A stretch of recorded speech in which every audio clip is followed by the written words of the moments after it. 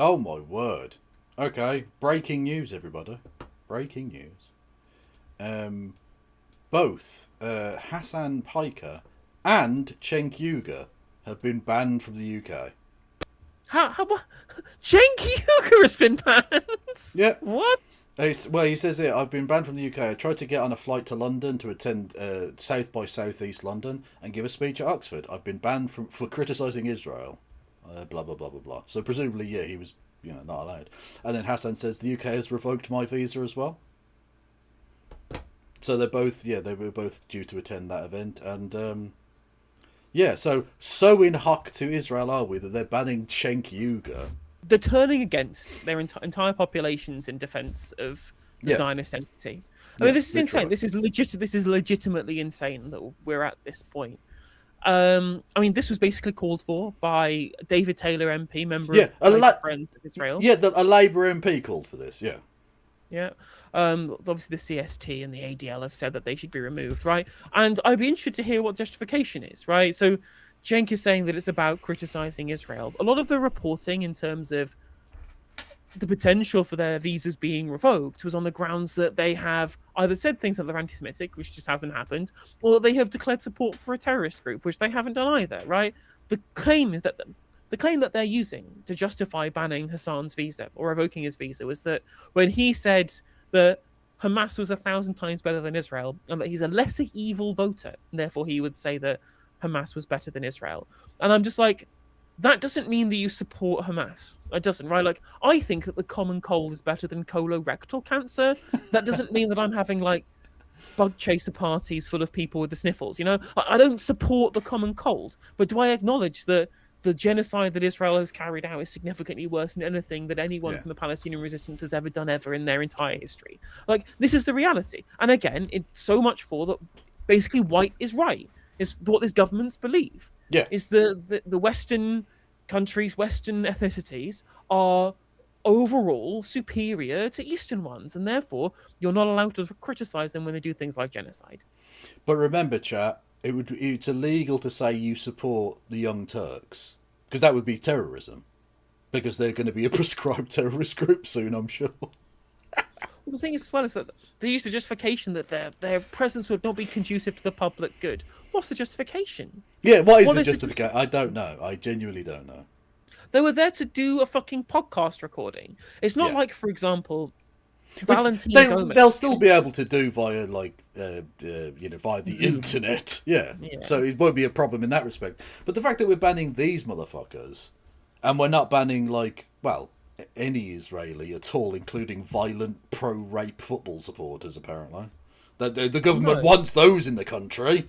Literally, that's the comparison. Literally, whenever an American mentions this, mention that the British government actively lobbied and sacked a member of the fucking police force for trying to stop pro-rape, violent, religious extremist Israeli football supporters from coming into the country.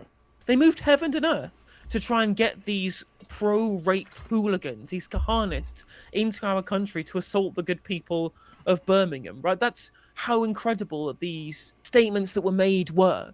That the idea that not just they wouldn't be allowed in the country, right? Because no one was banning Maccabi Tel Aviv fans from getting a visa to come to the country. That wasn't a thing that was happening. It was just they weren't allowed to buy tickets. Yeah. There wasn't going to be a ticket allocation for Maccabi Tel Aviv fans to watch the football match. That's all that was, right? And the government, they absolutely threw a gigantic shit fit and essentially led to a member of the police force having to quit. And instead of the corollary here, which is that Hasan Piker and Cenk Uygur have criticised a foreign government's foreign policy.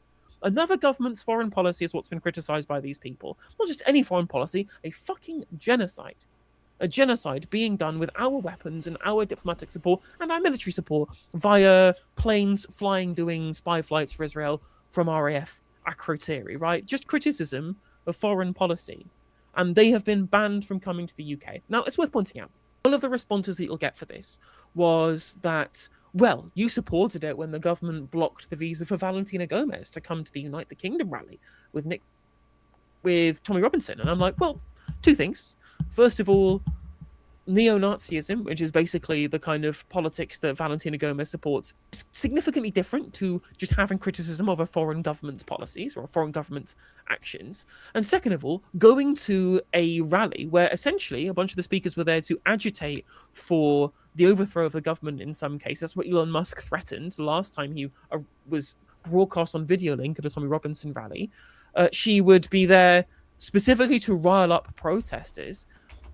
That's fomenting the potential for desire for insurrection is significantly different to someone going to record a podcast. These are not the same thing. They are not the same consequences in terms of how it would, quote unquote, be conducive to the public good. So don't come here and try and say, well, you support other visas being banned when they're totally different, incomparable situations. Yeah. Britain is so fucking cucked to Israel, it's embarrassing. Absolutely fucking embarrassing. Although at the very least, there's going to be a parliamentary debate over the influence of the Israeli lobby allowed to speak because a petition got over 100,000 signatures. So that should be an interesting one. Well, it won't be. What it will be is like the 4 Gaza independent people, like making sensible points. And bizarrely, fucking Kit Malthouse, who's been on a bit of a tear as well, the Conservative MP, who's speaking some truths, which is nice. And then everyone else going, you're an anti-Semite, to those people. That's it. That's all it'll be. I guarantee it. It won't be interesting. It will be another shit smear stain on British democracy. Well, at the very least, you'll get some good social media clips of Ayub Khan and Jeremy Corbyn making very good points about the influence, especially internally within the Labour Party. I mean, the number of people who are member of Labour Friends of Israel, the fact that a former chair of Labour Friends of Israel is now the spokesperson for Benjamin Netanyahu, essentially playing fucking cover for Israel's genocide. That's how close the links are between the Labour Party and the state of Israel, right? Insofar as the Speaker of the House of Commons got fucking special tickets to go and fly to visit Israel with Zipi Hotovely, the Israeli ambassador, right? The current Prime Minister, during debates on ceasefire resolutions in the House of Commons, took phone calls from the Israeli fucking President Isaac Herzog. What's the odds over under that debate causes Luke Akehurst to die of a heart attack? I mean, because he already looks like he's got the blood pressure that could pump jet fuel. So, like, I imagine it's a serious health concern for the man. Yeah, he certainly looks like that's... I mean, apparently has a medical condition that causes him to be red, right? I think I brought this up in a Novara meeting discussing him. I'm going to call him a tomato. I'm like, no, he's got a condition, Helene. I don't care. I don't care. He's a cunt. He's a big red fucking cunt, okay? Not red politically, you understand. He's very far from that. Yeah, like...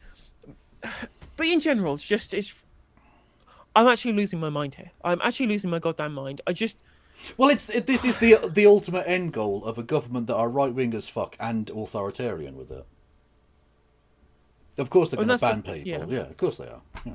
And this is where we will end up. This is what they're rolling the pitch for. This is what all of the authoritarian removal of liberal norms and civil liberties is getting. This is where the Palestine Action Prescription comes from. It's where treating people who try and prevent a genocide as terrorists, that's where that goes. It's arresting people for holding up signs. It's, even basic stuff in terms of the changing of the settlement by removing access to jury trials, by trying to shut down protests using conservative past legislation. They're rolling the pitch for Reform UK to do it even harder than the Labour Party are doing it, Yeah, exactly. Like, it's odd that they're trying to fearmonger about the Reform Party when they're literally, like you say, preparing the ground for a fascist takeover.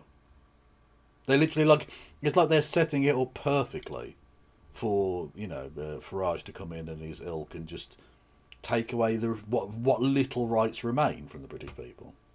Yep, exactly, 100%. And again, all at the behest of the state of Israel, right? Turning against their own citizens and their own constitutional settlement to protect a genocidal settler colonial apartheid state in the Middle East. Yeah, a grotesque level of cockery. Embarrassing. But again, it's worth pointing out as well that the root cause of all of this is America. Yes, It's the United States that is the thing here, right? Like, we all talk about the influence of the Israeli lobby, and of course there is a huge influence. A lot of people in the UK are ideologically Zionist in a pro-Israel sense rather than a pro-Western sense, which I think is more the case in the United States, where a lot of Zionism is about Christian fundamentalism. But there's a lot of like real ideological Zionists in the UK because of the link of the Balfour Declaration as well. But broadly, if we're looking at the power structures here, America is at the top, right?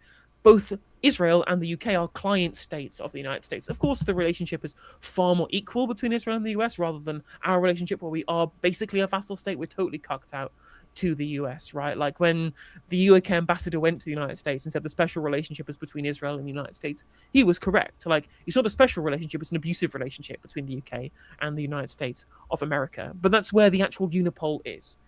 Israel is powerful because it is a military outpost for the United States in the Middle East. And it's why people of all parties in this country defend it, because it's part of the Western alliance that's broadly there to be able to extract wealth from the global south, to be able to put it in the pockets of Europeans. That's the whole reason for it.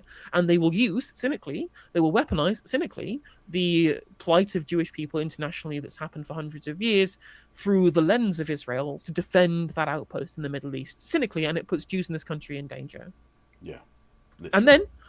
And then that will create a feedback loop where they use that level of precarity of Jewish existence in this country to justify the authoritarian crackdowns that we're seeing at the moment on the grounds of the fact that, again, they have taught the country that Israel is not just any country, it's the Jewish country, and the things that it does are Jewish things, thereby meaning that people who wouldn't otherwise be anti-Semitic have been taught anti-Semitism by people linking the state of Israel to the international Jewish community, which is not true. That's not the thing. But it's, again, the very dangerous philo-Semitism that has been created by this material relationship between the imperial core and the colonial ethno-state.